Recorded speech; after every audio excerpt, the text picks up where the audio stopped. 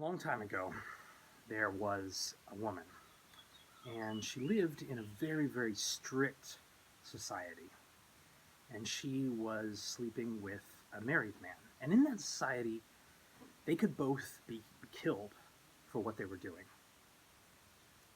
But what she didn't know is that the man had made a deal with the leaders of that society that they would take her and they would leave him. So one morning, they're having sex in a room, and the door bursts open, and these leaders, they grab her, leaving the man, and they drag her out of the room.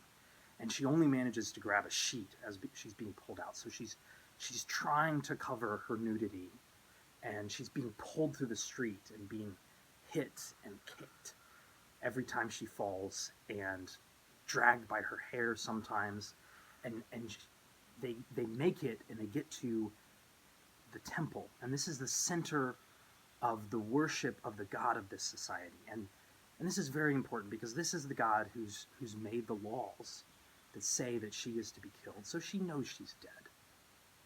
But they drag her inside, and they jerk her to her feet, and one of them grabs her hair and yanks her head back, and he yells at this man in front of her. She can barely see. And he yells at him, "Teacher, this woman was caught having sex with a married man. Now Moses commanded us to kill such women by stoning them. What do you say?" And the man calmly stands up, and he looks her in the eye. And then he bends down, and he starts to write on the ground with his finger. And all these men around her are screaming, and a crowd has gathered, and they're screaming at this man to give a decision. But he just keeps writing calmly on the ground with his finger.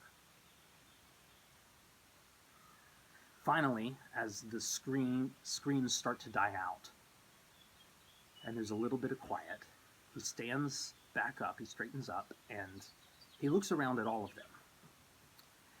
And he says to them, "Whichever one of you has never done anything wrong, let him be the first one to throw a stone at this woman." And then he bends down and he starts to write on the ground again.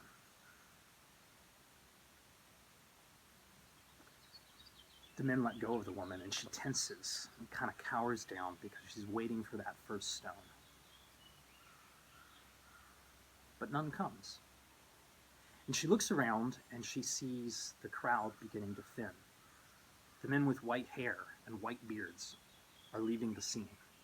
Then the men with gray hair and gray beards slowly walk away.